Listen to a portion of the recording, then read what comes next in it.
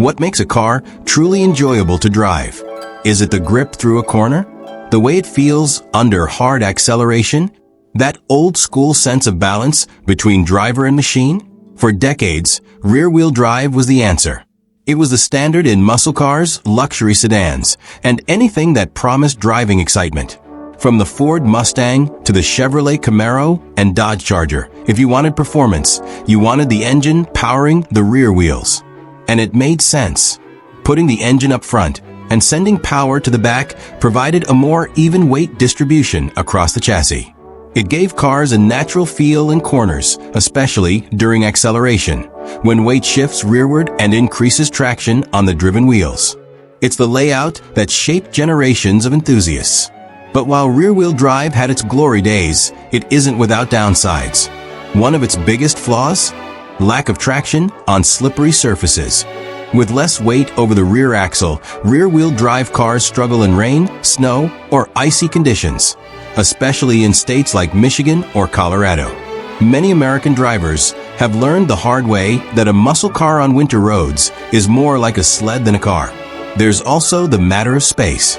To send power to the rear wheels, cars need a drive shaft running through the center of the cabin. That means a bulky hump on the floor that eats into interior space.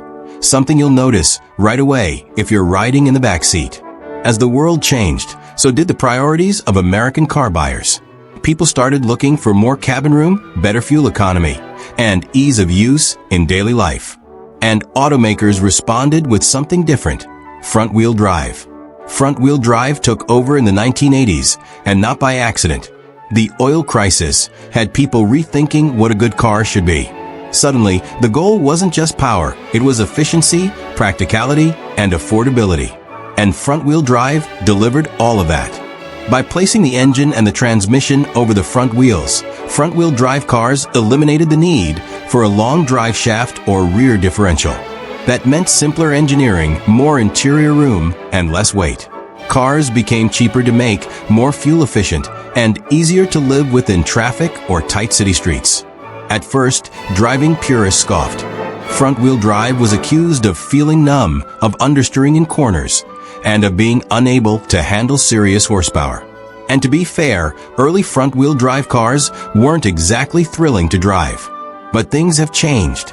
Modern technology has transformed front-wheel drive into something far more capable.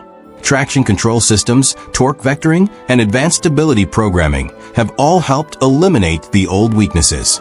Cars like the Honda Civic Type R and Hyundai Elantra N have proven that even performance vehicles can shine with power sent to the front wheels. And let's be honest, most people in America aren't carving up canyon roads or drifting through racetracks. They're commuting, sitting in stop-and-go traffic, driving through slush in the winter. And in those conditions, front-wheel drive simply works better. Take a look at the American streets today. The Toyota Camry, the Honda Accord, the Hyundai Sonata, the Ford Escape, the Chevrolet Malibu. All of them send power to the front wheels. Why?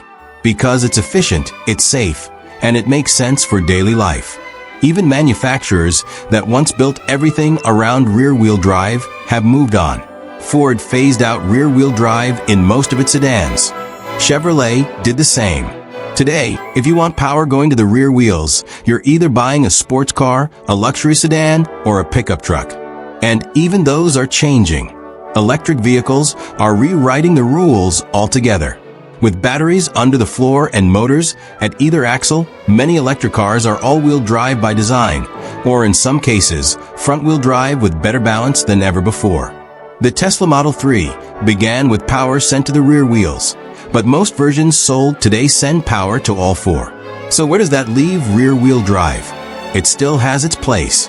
If you're hauling a trailer with a Ford F-150, chasing lap times in a Dodge Challenger, or sliding sideways in a drift car, rear-wheel drive is still the tool for the job. But for the average American driver, the one commuting to work, picking up groceries, or dropping kids off at school, rear-wheel drive is no longer essential. Front-wheel drive offers better traction in bad weather, better fuel efficiency, and more interior room. It costs less to build and less to maintain. And thanks to modern engineering, it's no longer the performance compromise it once was. So, does rear-wheel drive still matter? If you're a driving enthusiast, absolutely. It gives you feel, precision, and that old-school joy you just can't fake. But for everyone else, it's becoming a luxury, not a necessity. What do you think? Has front-wheel drive already won the war for the road? Let us know your thoughts, and we'll catch you in the next drive.